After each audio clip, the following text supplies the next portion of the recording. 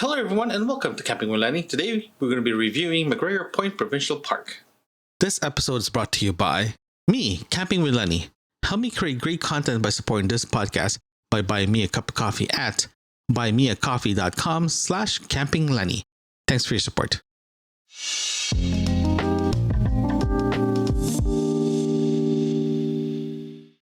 MacGregor Point Provincial Park is located at 1593 Bruce Road 33, Rural Road number 1, just outside Port Elgin. About half an hour just outside Port Elgin. The drive in was actually pretty interesting. The drive is from downtown Toronto to the park itself is roughly about 229 kilometers.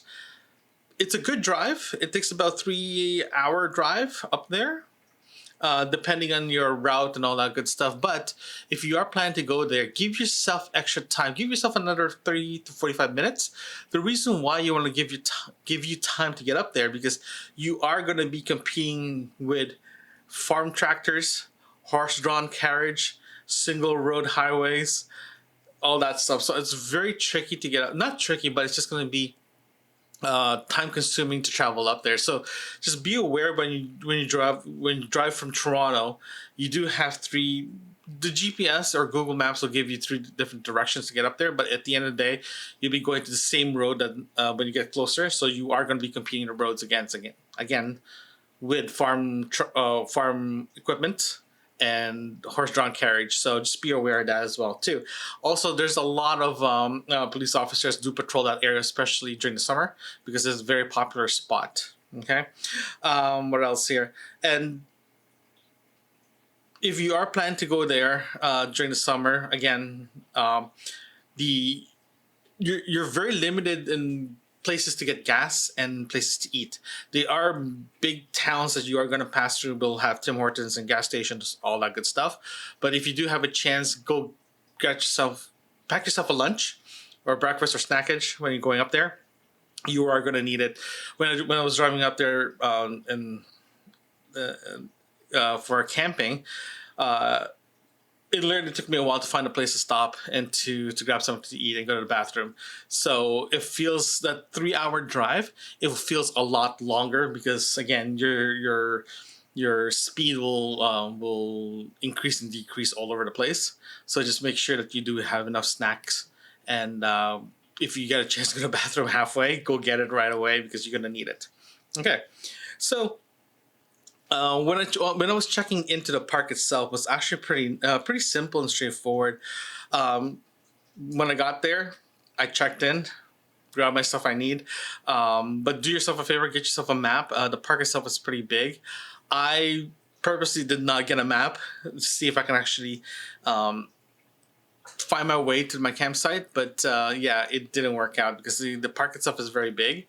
So it's for you to find the exact spot will be a lot harder. So get yourself a map will be easier for you.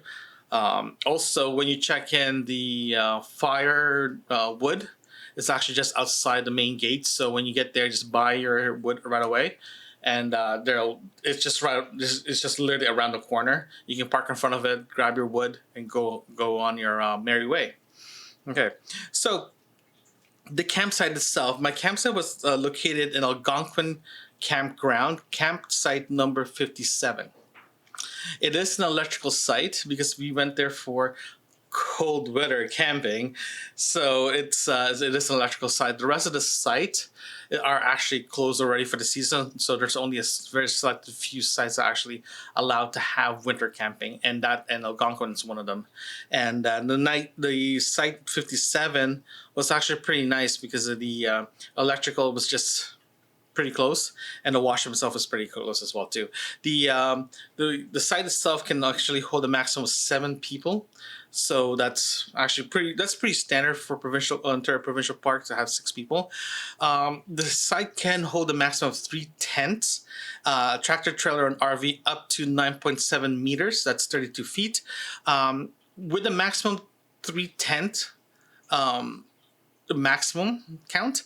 The site itself is actually pretty big. You can actually fit 3 tents plus a solarium, a shelter for like a bug shelter, you'll be fine with that because it's such a big site. You're not going to be crowded using it. The electrical service that we have is actually 1530 amp circuit located approximately 17 meters from the site. The electrical pedestal where you plug in is actually located in the street itself. So when you do run an extension cord, make sure whatever you're plugging into is pretty close to that pedestal, or else you'll be running multiple extension. If it rains, it can get it can be a health hazard, safety hazard. So just be aware of that. You are sharing the plug with another site. How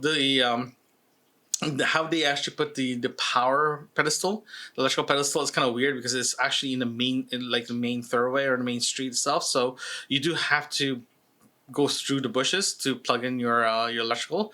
So you might have an extension cord lying all over the place. So just be aware of that. So be very strategic where you plug where you're going to be plugging your appliance or your tent or your RV or whatever you want to do, plug into.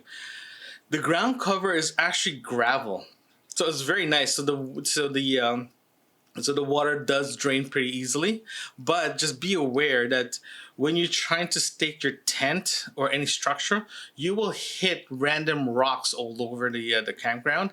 So you get the layer of gravel, then below that, you'll start getting rocks, a rock bed. So if you are planning to stake something, do yourself a favor, get yourself a third party stakes, because it will go through, or it will not bend your pegs or your stake that comes with your tent, because those things are very small. I did show the stakes, the pegs that I use for my tent, the third party one. They're very thick diameter, so it will go through pretty easily, and will just, if it do hit a rock, it's not going to bend. So do yourself a favor, when you do hit a solid rock, take it out and put it somewhere else, because it's all over the place. It took us a while to find a place that we can stake our tent in. Okay. Next one is parking. You cannot park two cars on the site itself, but there is another parking spot you can go to. You can park there a total of one car in your own site, so that's good. Comfort station.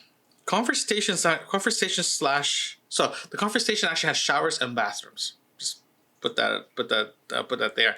It is approximately 100 meters away from your site itself. So when you do walk it from the site from number 57, it's literally leave from your driveway, turn left, and there's a pathway that brings you straight to the washroom. So it's perfect. You don't have to worry about going around trying to find the entrance. There's actually pathways. So the site itself is like almost like a spoke. So you got the main hub in the middle, and all these sites actually goes around it. So it's easy to get into the bathroom. So it's pretty well laid out. I did check some of the different campsite inside MacGregor. It's the same setup, so it's a spoke style setup, so you can go anywhere pretty easily for the washroom itself. Tap water or potable water. Potable water is approximately 20 meters away from the site, across the power pedestal. The electrical pedestal that you plug into is literally here, go across the street, and the water faucet is right there. So it works out pretty well. But here's the little caveat in that one. If you're planning to go winter camping, that faucet is closed, so you can't use it. You do have to go to the bathroom to get water. But here's the thing: if you're planning to go that route, be aware that some of the faucets are very shallow, so you can't put a proper, like if you have a water bucket, it will not fit. So just be aware of that. So, but yeah, you can get water if you need to, but during the winter you don't have water, you do need to bring your own. And the faucet is pretty close, and the faucet locations throughout the where I was staying at is actually pretty close to each other. So it's not a stretch that you have to walk far to get it. Okay. Site shade, according to the park, is good, and I agree with them, is good. Be aware though, because the trees during the winter or during the cold camping that I went to, the leaves are actually gone already, so we do get a pretty good amount of sun. But during the summer, I get this feeling it's going to be very, very thick, so it's going to be hard for you to get a proper sun going into your campsite. So just be aware of that. The shade is good, but the trees does canopy into the middle of the site, so it will block out a lot of shade. So if you want sun on your site, you're not going to get it in this site. Okay.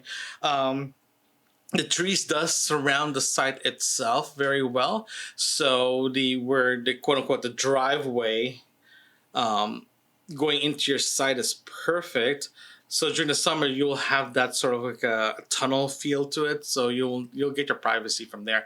But just be aware that behind the site 57, you will not get as much privacy, because you will see the cottage at the back and a yurt behind it as well too. So you're very limited. You will not going to have as much privacy that you wanted if you are inside the camp, but coming from the outside in the driveway or in the or the thoroughway or the street, you will not see anything going in. So you get that privacy itself.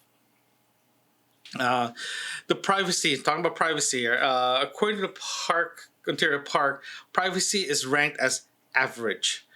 It's average from the outside, not from the inside. Inside, you can see your neighbor. So just be aware of that. From the street, you get your privacy, but for your surrounding campsite, you will not get your privacy. You can actually see it. You can actually hear them pretty easily. Okay.